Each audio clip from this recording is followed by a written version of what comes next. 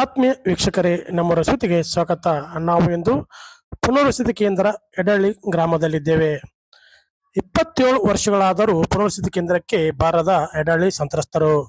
ಅವೈಜ್ಞಾನಿಕವಾಗಿ ನಿರ್ಮಿಸಿದ ಪುನರ್ವಸತಿ ಕೇಂದ್ರ ಎಡಳ್ಳಿ ಪುನರ್ವಸತಿ ಕೇಂದ್ರ ಈಗ ಹಾಳು ಕೊಂಪೆ, ಅನೈತಿಕ ಚಟುವಟಿಕೆಗಳ ತಾಣವಾಗಿದೆ. ಯಾಕೆ ಸಂತ್ರಸ್ತರು ಇಲ್ಲಿ ಬರಲಿಲ್ಲ ಎಂಬುದನ್ನ ಇಲ್ಲಿನ ಸ್ಥಳೀಯರಾದ ಶಂಕರಲಿಂಗ ದೇಸಾಯಿ ಅವರು ನಮ್ಮೂರ ಸುದ್ದಿಯಲ್ಲಿ ವಾಸ್ತವ ಸ್ಥಿತಿಯನ್ನ ತೆರೆದಿಟ್ಟಿದ್ದಾರೆ. ಹಾಗಾದರೆ ಏನು ಸಂತ್ರಸ್ತರ ಗೋಳು ಮತ್ತು ಪರಿಹಾರವೇನು ತಿಳಿಯೋಣ. ಎಡಹಳ್ಳಿ ಗ್ರಾಮ ಐತಿಹಾಸಿಕ ನೆಲೆ ಉಳ್ಳಂತ ಒಂದು ಗ್ರಾಮ. ಇದು ಬಾಗಲಕೋಟೆ ತಾಲೂಕ ಗ್ರಾಮ ಆಗಿದ್ದು ಮತಕ್ಷೇತ್ರ ಪುನರ್ವಿಂಗಡ ಹೊಂದಿಗೆ ಬೀಳಿ ಮತಕ್ಷೇತ್ರದ ವ್ಯಾಪ್ತಿಯಲ್ಲಿ ಬರುವಂತ ಒಂದು ಹಳ್ಳಿ. ಇಲ್ಲಿ ಅಜಾತ ನಾಗಲಿಂಗೇಶ್ವರ ಶಿವಗಳು 200 ವರ್ಷಗಳ ಹಿಂದೆ ಇಲ್ಲಿ ನೆಲೆಸಿ ಹೋಗಿದ್ದರಿಂದ ಎಡೆಹಳ್ಳಿ, ಎಡೆ ಮಾಡಿಕೊಟ್ಟ ಹಳ್ಳಿ ಎಂಬ ಪ್ರಸಿದ್ಧಿ ಐತಿಹಾಸಿಕ ಹಿನ್ನೆಲೆ ಹೊಂದಿದಂತ ಈ ಗ್ರಾಮ ಆಲ್ಮಟ್ಟಿ ಹಿನ್ನೀರಿನಲ್ಲಿ ಮುಳುಗಡೆಯ ಅಣೆಪಟ್ಟಿ ಹೊಂದಿಕೊಂಡು ಮುಳುಗಡೆ ಆದಂತ, ಸಂಪೂರ್ಣವಾಗಿ ಮುಳುಗಡೆವಾದಂತ ಒಂದು ಗ್ರಾಮ ಇದು. ಈ ಗ್ರಾಮದಲ್ಲಿ ಸಂಬಂಧಗಳು, ಅನ್ಯೋನ್ಯತೆಗಳು ಎಲ್ಲವೂ ಕೂಡ ಈ ಮುಳುಗಡೆಯಿಂದ ಚದುರಿ ಹೋಗ್ಯಾವು.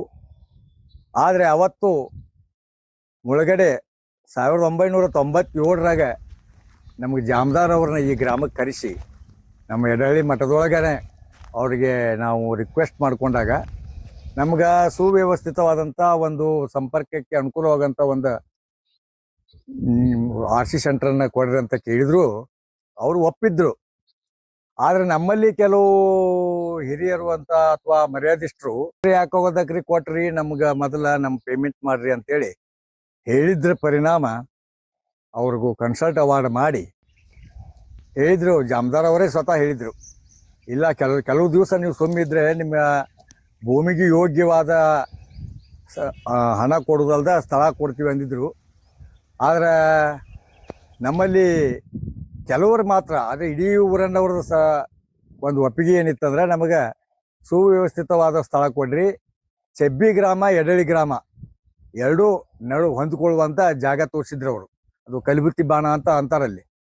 ಅದನ್ನ ಕೊಟ್ರಂದ್ರೆ ನಗಲಿಂಗೇಶ್ವರ ಮಠದ ದಾರಿನೂ ಅದೇ ಆಗ್ತದೆ, ಅದ್ರ ಮಗ್ಲು ಚೆಬ್ಬಿ ಆಗ್ತದೆ, ಎರಡೂ ಗ್ರಾಮಗಳು ಕೂಡ್ತಾವ ಅನ್ನುವಂಥ ಉದ್ದೇಶ ವ್ಯಕ್ತಪಡಿಸಿದ್ರು ಕೂಡ ಜಾಮದಾರ್ ಅವರು ಮಠಕ್ಕೆ ದಾರಿ ಮಾಡಿ ಕೊಡ್ತೀವಿ ಅಂತ ಹೇಳಿದ್ರು. ಆದ್ರೆ ಅವರು ಆ ವ್ಯಾಲ್ಯೂಯೇಷನ್ ಮಾಡಿದ್ದ 3 ಕೋಟಿ ರೂಪಾಯಿ ದಾರಿನ ಆಗುತ್ತಾ, ಆ 3 ಕೋಟಿ ರೂಪಾಯಿದೊಳಗೆ ನಿಮ್ಮ ಇಡೀ ಊರನ್ನ ನಾ ಪೇಮೆಂಟ್ ಮಾಡ್ತೀನಿ ಅಂತ ಹೇಳಿ ಅವ್ರೇನ್ ಮಾಡಿದ್ರು, ಮಠಕ್ಕೆ ದಾರಿ ಮಾಡಿ ಕೊಡ್ಲಾರ್ದನ ಆ ಊರ ಇಲ್ಲಿ ಶಿಫ್ಟಿಂಗ್ ಮಾಡಿದ್ರು. ಶಿಫ್ಟಿಂಗ್ ಮಾಡಿದ್ರು. ಒಳ್ಳೆ ಜಾಗ ಅವ್ರು ಕೊಟ್ಟರು, ಅದು ಕೊಡ್ಲಿಲ್ಲ, ಯಾರನ್ನು ಕೇಳಿಲ್ಲ, ಹೇಳಿಲ್ಲ. ನಮ್ಮ RC ಸೆಂಟ್ರ್ ಎಲ್ಲಿ ಬಂದತ್ತು ಅನ್ನೋದ ನಮಗೆ ಗೊತ್ತಿಲ್ಲ. ಮೂರ್ನಾಳ ಹತ್ರ 7 ಊರು ಕೂಡಿಸಿ ಕೊಟ್ಟಾರ ಅನ್ನೋದು ಒಂದೇ ದೊಡ್ಡ ಸುದ್ದಿ ಆಗಿತ್ತು. ಆಣದಿನ್ನಿ, ಬಣ್ಣಿದಿನ್ನಿ, ಕೇಸನೂರ, ಮೂರ್ನಾಳ, ಎಡಹಳ್ಳಿ ಅಂತ ಊರ ಹೆಸರು ಹೇಳ್ತಿದ್ರು, ವೀರಾಪುರ ಅಂತೇಳಿ. ಅದು ಎಲ್ಲಿ ಅದಾವ ಅನ್ನೋದು ನಮ್ಗೆ ಗೊತ್ತಾಗಿದ್ದಿಲ್ಲ. ಆದರೂ ನಮ್ಮ ಊರು ಜನ ಬಂದದ್ದು ಬರಲಿ ಅಂತ ತಿಳ್ಕೊಂಡು ಏನೋ ಕೆಲವು ಮಂದಿ ಮನೆ ಕಟ್ಸಿದ್ರು. ಇಲ್ಲಿ ರಾತ್ರೋರಾತ್ರಿ ಕಾಳರು ಬಾಕ್ಲ ಕಿತ್ಕೊಳ್ಳೋದು, ಕಿಟಕಿ ಕಿತ್ಕೊಳ್ಳೋದು ಮಾಡಿ ಅವ್ರ ರಾತ್ರಿ ಒಬ್ಬರೇ ಇದ್ದಾಗ ಹೆದರ್ಸೋದು, ಇಂಥವೆಲ್ಲ ಅನೈತಿಕ ಚಟುವಟಿಕೆಗಳು ನಡೆಯುವಂಥ ಈ RC ಸೆಂಟ್ರ ಇದಕ್ಕೆ ಮುಕ್ತಿ ದೊರೆಯದಾದ್ರೆ ತ್ರಿಶಂಕು ಸ್ಥಿತಿಯಲ್ಲಿ ಇನ್ನೂ ಇದೆ. 97ರಿಂದ ಬಂದ್ರೆ ಇಲ್ಲಿವರೆಗೂ ಈ ಎಡಳಿ ಗ್ರಾಮದ ಪುನರ್ವಸತಿ ಕೇಂದ್ರಕ್ಕೆ ಮುಕ್ತಿನೇ ಸಿಕ್ಕಿಲ್ಲ. ಯಾರಾದ್ರೂ ಅಧಿಕಾರಿ ಕೇಳೋದು ಹೋದ್ರೆ ನಿಮ್ಗೆ ಏನು ಕೊಡೋದಿಲ್ಲ, ಕೊಟ್ಬಿಟ್ಟಿವಿ, ನೀವು ಬಲ್ಲ, ನಿಮ್ಮ RC ಸೆಂಟರ್ ಬಲ್ಲ ಅಂತಾರೆ. ಆದ್ರೆ ಇಲ್ಲಿ ಪರಿಸ್ಥಿತಿ ತಾವು ನೋಡ್ಬಹುದು. ಒಂದು ಕಡ್ಡಿ ಪೆಟ್ಟಿಗೆ ಬೇಕಾದ್ರೆ ನಾವು ಇಲ್ಲೇ ಗದ್ದನಕೆರೆ ಕ್ರಾಸಿಗೆ ಹೋಗ್ಬೇಕಾಗತ್ತೆ. ನೀವು ಮೊದಲ ಅಲ್ಲಿ ಹೋಗಿ ಇರ್ರಿ, ನಿಮ್ಗೆಲ್ಲ ವ್ಯವಸ್ಥೆ ಮಾಡಿಕೊಡ್ತೀವಿ ಅಂತ ಸರ್ಕಾರದವ್ರು ಹೇಳ್ತಾರೆ. ಮೊದಲು ನೀವು ವ್ಯವಸ್ಥೆ ಮಾಡ್ರಿ, ಆಮೇಲೆ ನಾವು ಹೋಗ್ತೀವಿ ಅಂತ ಗ್ರಾಮಸ್ಥರು ಹೇಳ್ತಾರೆ. ಇದು ಹಾವು ಸಾಲಿಲ್ಲ, ಕೋಲು ಮುರಿಲಿಲ್ಲ ಅನ್ನೋ ಪರಿಸ್ಥಿತಿ ಒಳಗೆ ಬಂದೈತಿ. ಇದು ಇನ್ನೂ ಮುಂದೆ ಹೋದ್ರೆ ಪರಿಸ್ಥಿತಿ ಏನಾಗುತ್ತೋ ಗೊತ್ತಿಲ್ಲ. ಕೆಲವು ಮಂದಿ ಅವಾಗ ಒಬ್ಬ ಮನೆ ಮೇಜರ್ ಇದ್ದವನಿಗೆ 1 ಪ್ಲಾಟು, ಅವನ ಮಕ್ಕಳಿಗೆ 2 ಪ್ಲಾಟ್, ಒಟ್ಟ 3 ಪ್ಲಾಟ್ ಕೊಟ್ಟಿದ್ರು. ಈಗ ಅವ್ರು ಪ್ಲಾಟ್ ಕೊಟ್ಟ ಹುಡುಗರು ಏನೋ ಅವರು ಅಪ್ರಾಪ್ತರಿದ್ರಲ್ಲ, ಅವ್ರು ಈಗಾಗಲೇ ಈಗ ಅಡಲ್ಟ್ಸ್ ಆಗಿದ್ದಾರೆ, ಅವ್ರಿಗೆಲ್ಲ ಕಾಯ್ದೆಗೆ ಬಂದಾರ. ಅವರು ಕೂಡ ನಮಗೆ ಪ್ಲಾಟ್ ಬೇಕಂತ ಕೇಳುವಂತ ಪರಿಸ್ಥಿತಿ ಬಂದೈತಿ. ಅವ್ರಿಗೆ ಈಗ ಸರ್ಕಾರ ವ್ಯವಸ್ಥೆ ಮಾಡಿ ಕೊಡ್ಬೇಕಾಗೈತಿ. ಇಂಥ ಒಂದು ಪರಿಸ್ಥಿತಿ ಒಳಗೆ ಇದ್ದ RC ಸೆಂಟರ್ನ ನಮ್ಗೆ ಉಳ್ಕೊಳಕ್ ಆಗವಲ್ದು. ಅಂತದ್ರಾಗ ಈಗೂ ಏನು ಸಮಯ ಇದೆ. ನಮ್ಮಲ್ಲಿ ಯಾರೂ ಇನ್ನೂ ಇಲ್ಲಿ ನೆಲೆ ನಿಂತು ಈ ಆರ್ ಸಿ ಸೆಂಟರ್ ಒಳಗ ಇಲ್ಲ. ಆದ್ರ ಒಂದು ಸರ್ಕಾರಕ್ಕೆ ಒಂದು ವಿನಂತಿ, ಒಂದು ಹ್ಯುಮ್ಯಾನಿಟಿ ಬೇಸ್ ಮೇಲೆ ಕೇಳ್ಕೊಳ್ಳೋದು ಏನಂದ್ರೆ, ಇದೇ ಆರ್ ಸಿ ಸೆಂಟರ್ ನೀವು ಯಾವ್ದಾದ್ರು ಒಂದು ಸರ್ಕಾರಿ ಇದಕ್ಕೆ ಉಪಯೋಗ ಮಾಡಿಕೊಂಡು ನಮಗೆ ನಮ್ಮ ಎಡಳ್ಳಿ ಗ್ರಾಮದ ಜಮೀನುಗಳು ಸಮೀಪ ಆಗ್ತಾವು.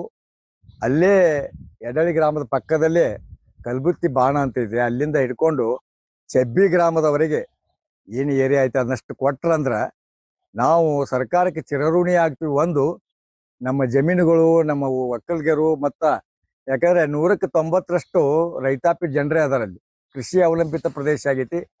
ಆ ದೃಷ್ಟಿಯಿಂದ ಮತ್ತೊಮ್ಮೆ ಗೌರ್ಮೆಂಟ್ಗೆ ನಾವು ವಿನಂತಿ ಮಾಡ್ಕೊತೀವಿ, ಈ ಆರ್ ಸಿ ಸೆಂಟರ್, ಎಡಳಿಯ ಆರ್ ಸಿ ಸೆಂಟರ್ನ ತೆಗೆದು ಹಾಕಿ ನಮಗೆ ಸೂಕ್ತವಾದಂಥದ್ದು ಎಲ್ಲ ಗ್ರಾಮಸ್ಥರನ್ನ ಸೇರಿಸಿ ಅವ್ರು ಎಲ್ಲಿ ಅನುಕೂಲ ಆಗುವಂಥ ಜಾಗ ಕೇಳ್ತಾರೆ ಅಲ್ಲಿ ಅನುಕೂಲ ಮಾಡಿಕೊಟ್ರಂದ್ರೆ ಅವ್ರಿಗೆ ನೀವು ಒಂದು, ನಾವು ಈ ತ್ಯಾಗ ಮಾಡಿದ್ದಕ್ಕೆ ಆಲ್ಮಟ್ಟಿ, ಹಿನ್ನೀರಿಗೆ, ಬಾಗಲಕೋಟೆ ಜಿಲ್ಲೆಯ ಜನ ತ್ಯಾಗ ಮಾಡ್ರ ಅಂತ ಹೇಳ್ತಾರೆ. ಕರೆ ಆ ತ್ಯಾಗಿಗಳಿಗೆ ಏನು ಬೆಲೆ ಇಲ್ದಂಗೆ ಆಗ್ಬಿಟ್ಟಿದೆ.